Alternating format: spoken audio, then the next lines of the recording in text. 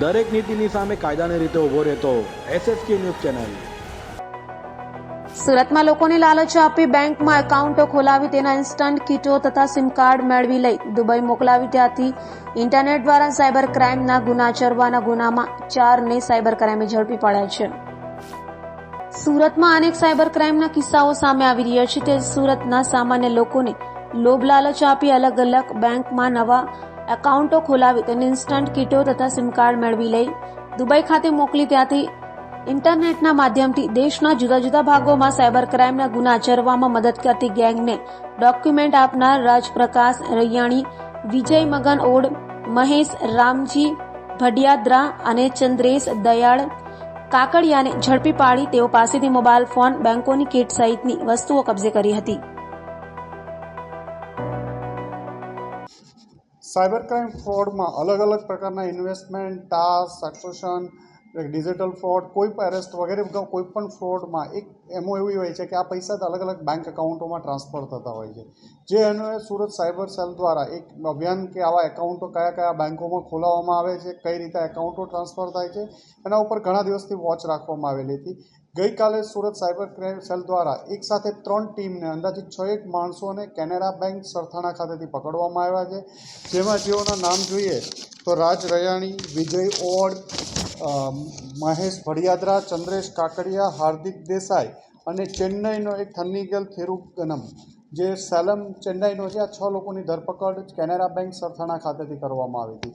આ લોકો પાસેથી જે વસ્તુઓ કબજે કરવામાં આવી એમાં 9 મોબાઈલ મળી છે, એક ટેબ્લેટ મળ્યું છે, કેનેરા બેંકની બેંક એકાઉન્ટ નવું ખોલાવ્યું એવી 16 કીટ મળી છે, અલગ અલગ બેંકોના 19 ડેબિટ કાર્ડ મળેલા છે, 78 સિમ કાર્ડ મળ્યા છે, HDFCની એક ચેકબુક છે, HDFCની પાસબુક છે, કેનેરા બેંકની ઓપનિંગ ફોર્મ છે, પાન કાર્ડ છે।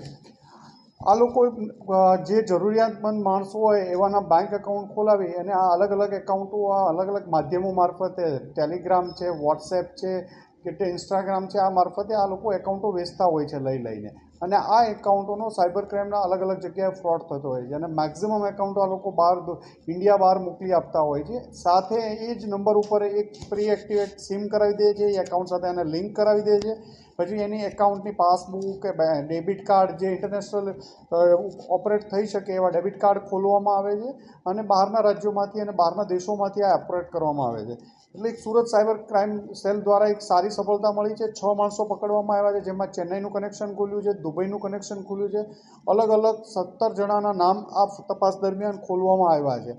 એક બીજો વિષય પણ છે કે સુરતમાં પણ અલગ અલગ વિસ્તારના લોકો બધા જ સરથાણા કેનેરા બેંક પાસેથી એક્ટિવ થયેલા મેક્ઝિમમ કેનેરા બેંકનું આ એકાઉન્ટ છે। એટલે એક પ્રાઇમરી અમે કેનેરા બેંકમાં પણ તપાસ કરીએ છીએ કે બેંક સાથે આ લોકોની કોઈ લિંક છે કે નહીં, બેંકનો કોઈ માણસ આ લોકો સાથે સંડોવાયેલો છે કે નહીં।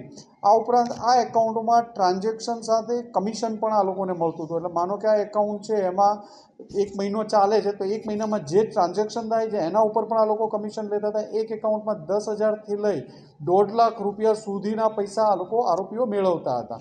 આમના વિરુદ્ધ ગુનો દાખલ કરી પ્રાથમિક પૂછપરછ ચાલુ છે, રિમાન્ડ મેળવવામાં આવશે અને આમાં વધુ તપાસ કરવામાં આવશે।